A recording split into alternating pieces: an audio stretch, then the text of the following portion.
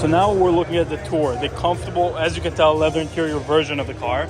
Up in, just as awkward to get into, but once you're in here, so it's pretty cool for a car like this to have CarPlay, but then you flip it and you see the speedometer. Not only do you see the speedometer, but the speedo actually goes up to 450 kilometers an hour. We are currently in the 2023 Ford Bronco Raptor. We're just heading back right now, and a little bit later tonight, we're gonna go swap into the GT4, and we have a very big event to go to tonight.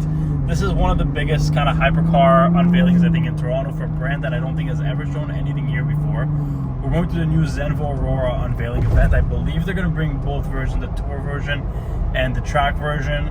So we'll get a close look at them. We saw them at Quail, took a close look, but honestly I didn't know much about them then.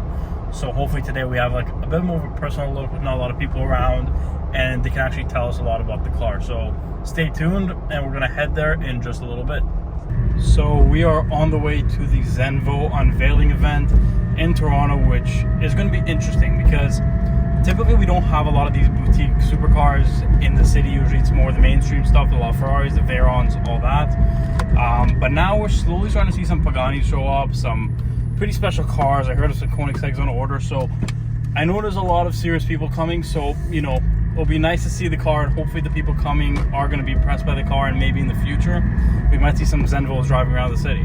So as you can see by the logo on the door, we just got to the Zenvo event and we're very early. The only other person here looks like is Lucas Scarfone in his green GT3 Touring. Here we have the Zenvo Aurora Agil. This is like the more track version. So as you can tell, there's less paint around the car, more aero, kind of a lot more openings here for aerodynamics, the big spoiler, a lot more carbon fiber right here with the door that actually opens up with the door. But you can see suspension through there, absolutely wild. And next to that is the Tour version right here in the blue. These are the same launch cars that we saw at Quail, but this blue one right here is the Tour version, which is the more kind of luxurious, you know, meant to be driven long distances, meant to be comfortable hypercar. So you can already tell all the leather in the interior, where that one's more Alcantara and carbon fiber.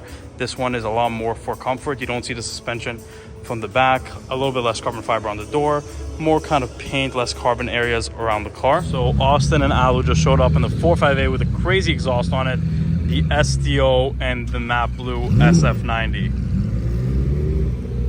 Yeah, so this 458 is not a regular 458. It's on bags.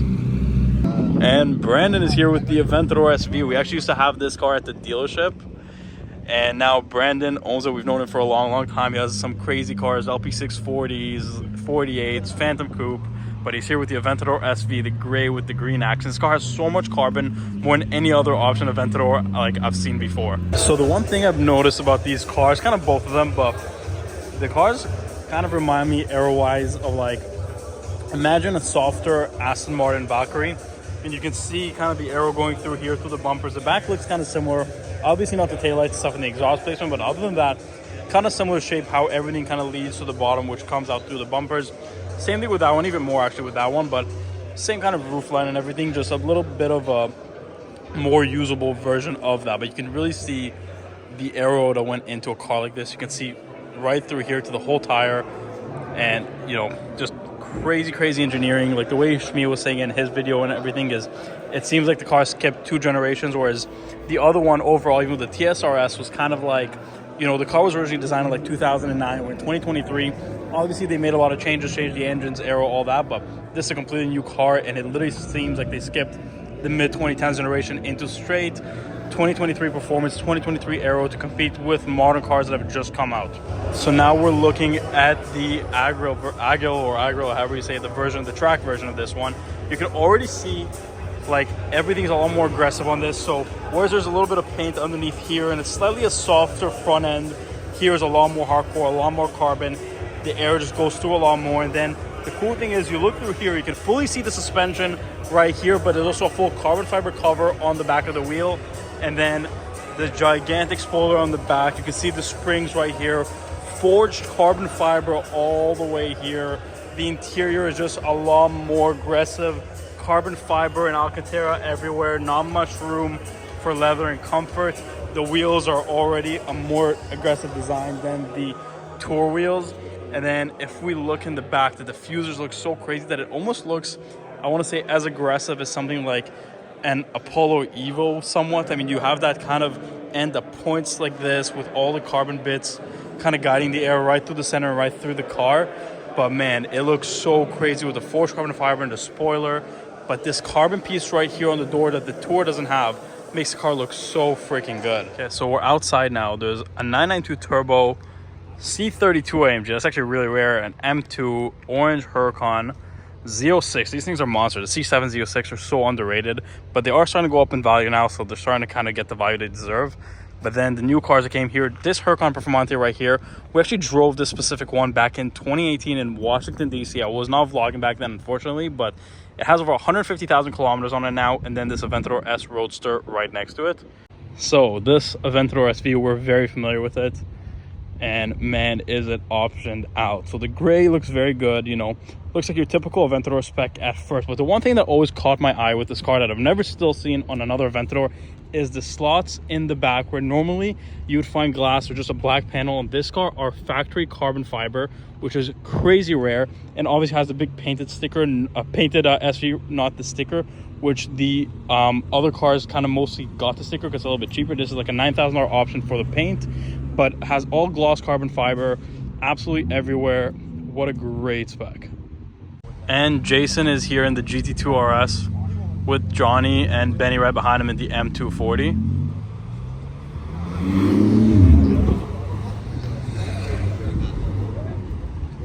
Those are at the same time. So the GT2 RS is here. Jason's with the Pikachu right on here.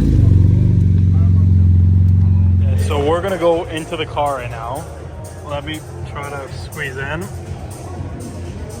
Oh, okay. Just gotta fall into it a little bit. Zenvo logo right here, but the steering wheel seems very kind of skinny. Very nice. You have this little touchpad right here to control the screen. I don't know what I'm controlling, but this is sick, whatever this is. It's like a picture of the car, literally. See if maybe we can scroll up and down in that.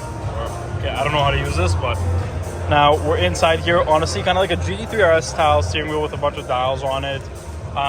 The center console, I want to say it looks like a mix between a Bugatti and a McLaren. You have the buttons right here in the center.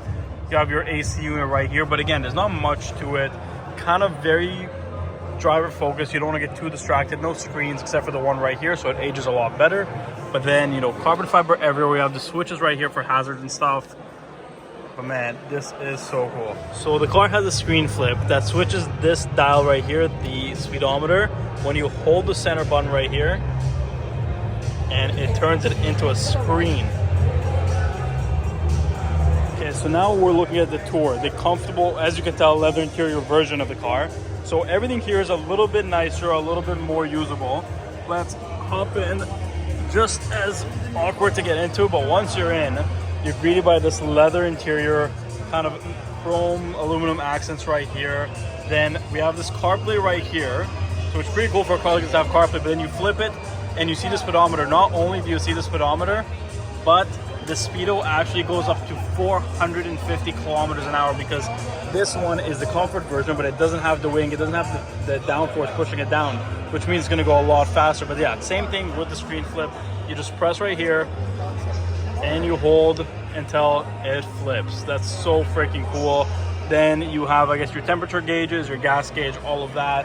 But same thing, center here, but you have leather, aluminum, everything is a little bit nicer. You still have carbon fiber on the outside of everything. Carbon fiber everywhere here. The seats are stationary to allow a lower center of gravity and to just kind of give it a better feel. As soon as you open the door, the cool thing is you can see the wheels right through here. But man, this thing looks so good. I love the up switches right here, kind of like McLaren Senna. But man, this is freaking epic. So Austin's SF90, Jason's GT2 RS, and we are on the way towards downtown. So we're just following Jason right now downtown to go get some dumpling.